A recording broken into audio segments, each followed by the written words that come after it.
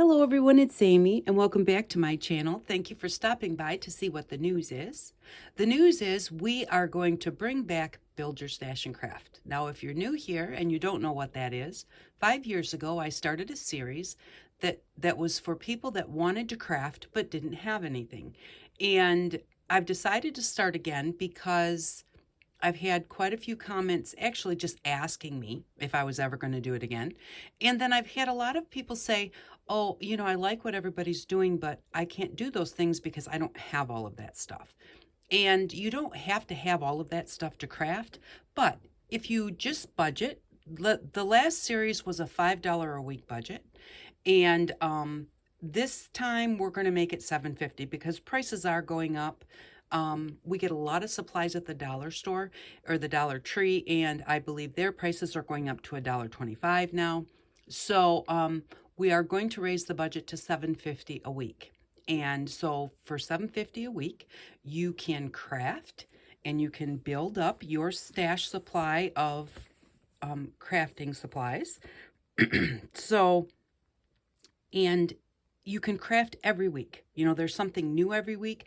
I will tell you at the end of the video of each week's video, what you need for the next week.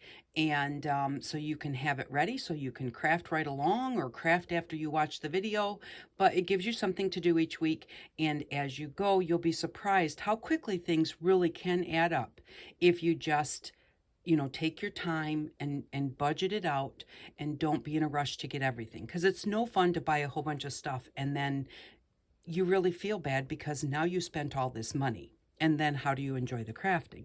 But I came by this week. The series is going to start January 4th, Tuesday, January 4th. It's going to go in the place of the budget crafting series. But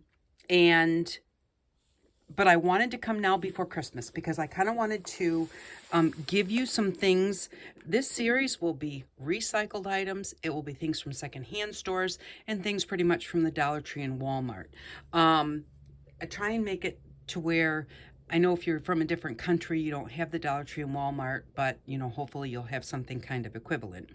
But there are also things that you have around your home that this time of year very possibly you may even have more of. So, but one thing I wanted to say is spray bottles. Any kind of a spray bottle where the top undoes like that you can use for colors or water or whatever. I like to try and use spray bottles that you can peel the labels off like that so that nobody mistakes this for something that it's not. You wouldn't want somebody to think this is hairspray if you've got purple dye in it. But there's like eyeglass cleaners and all of that type of stuff. And so long as you can remove the label and, and a lot of times I'll take a black pen or something and just kind of put some X's on it to show that, don't touch this. Not that I don't do the poison thing, but just something so that they know it's not hairspray. But any kind of spray bottles, perfume, eyeglass cleaner, hairspray, anything that you get that is in a spray bottle, you can just wash it out and you can use that for your crafting. So set those aside and again, mark them up so that nobody thinks that they're something they're not. Twisty ties. Twisty ties work really great. There's a piece of wire in here, and sometimes you need a piece of wire for crafting, and if you don't have any, these work great. You might want to just bind something together, and they work really good. So if you get some twisty ties, just flatten them out and stick some of those aside.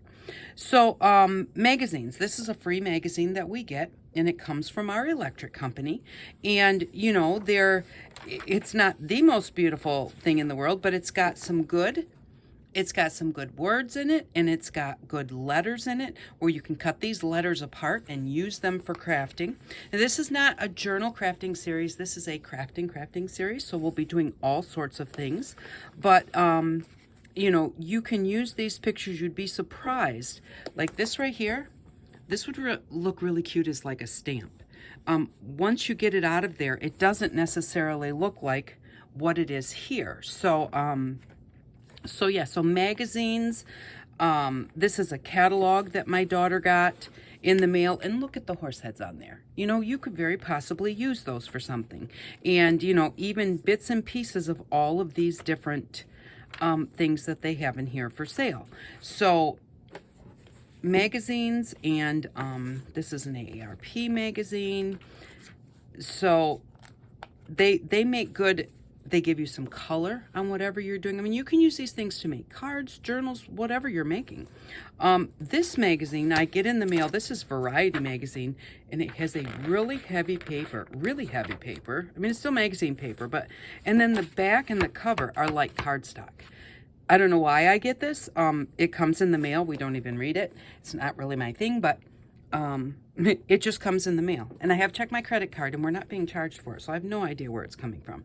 But magazines are great things to have in your stash.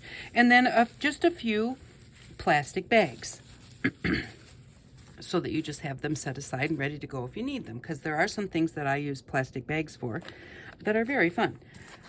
Cards, whether it be like this is just one, this is from the veterans, you know, it's cardstock. So even though, now this would make a nice winter card, but, or a journaling card in a Christmas or winter themed journal, or, you know, whatever. But even if you don't want it to be Christmas, you can cover this. It's cardstock. And if, you know, you don't have any cardstock to start with, so keep some cardstock. And regular cards, envelopes, there's different things you can do with them. This is pink paper, you know, so if you're going to collage something, or you want to do a collage background on a piece of art you want to work on, they work great. And not just card envelopes, but also even some of the window envelopes, because the little acetate windows are really cute, not just in journals. So paper bags, if you get a paper bag, fold it up and set it aside. Even the pretty ones that you get with the Christmas stuff, if you're not going to reuse that, you know, then the paper on those bags is really nice. Cardboard. This is chipboard. Chipboard is like pressed paper. And but you get, at this time of year, like these were like divider type things or whatever in packaging. And so, you know, those are really nice to keep because they're already cut nice and straight and that type of thing. And so this is chipboard. This is corrugated cardboard, and keep a little bit of each. So, and I even use, I keep some of my boxes from cooking because that's chipboard too. And this one is a really nice heavy chipboard. So, and then what I do too is, like, I've got a big box and it's just a mess and it doesn't look good. And, you know, cut it down into nice size, manageable pieces, and, you know, pieces that you may use, so that you don't have like boxes all piled up, because that makes things look and feel messy. So go ahead and cut it down nicely, and just have a little stack of cardboard. Acetate. This is a great time of year to get acetate. And if you go to a party and, you know, somebody's thrown away a bunch of, you know, like their packaging, ask them if you can have it. So like this one even has like texture to it, and they come in all different sizes. What I do is, whatever comes in the package, usually, you know, there's a lip on it or whatever, I just take my scissors and I just cut around that lip so that I have just a flat piece. And then I have a little drawer that I put them all in. And the thing is, you can set all of this stuff aside. Set the boxes aside. Set the acetate packaging aside. And then after Christmas and New Year's, when everything slows down, that gives you something to sit down and, you know, trim up your acetate. Get all those edges off and throw them away. And trim down your boxes so that you have some nice squares, and throw the extra parts away or recycle them. If you go to a party and they have some pretty napkins, maybe put yours in your pocket, or maybe get your significant others too and put them both in your pocket. So, because this works as gray color, and it also works, you know, as a pretty Christmas tree. But if you look at this, this has patterns in it, so it doesn't have to be a Christmas tree. You can cut these things out and use them on a card or something, and it won't even look like a Christmas tree. So, you know, so if you get some napkins, set those aside because they're great backing. And packaging. The brown packaging that they stuff into boxes, they don't do it as much as they used to. But if it comes with the brown packaging, just lay it all out, flatten it all out. And then this one has been stuck in a bookcase where I keep mine, but piece of thread. But this is great paper to use. And so if you get any of that, go ahead and do that. And Christmas paper. If you get Christmas paper, because Christmas paper has some really nice patterns on it. And so, you know, you can use those patterns. Sometimes you can cut the flowers out and it doesn't have to look like Christmas. Or some of them on the back have a checkerboard, like squares, so you can line it up. That's really great. For some different mixed media projects. And we will be doing some mixed media in this series. But these are just some of the things that I just wanted to remind you to keep as packaging and stuff is coming through. It's just something that you may not think about. So maybe even kind of make yourself a little list of, keep these things, and then start collecting them. And you don't have to have a huge pile of a mess. I have 2 plastic bags here because the plastic thing that I do, I use 2 plastic bags. You don't have to have 50 of them.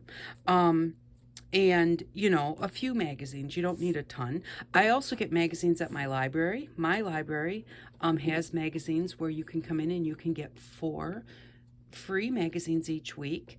And people just, when they want to recycle their magazines, instead of taking them to recycle, they take them to the library. And then the library gives them away.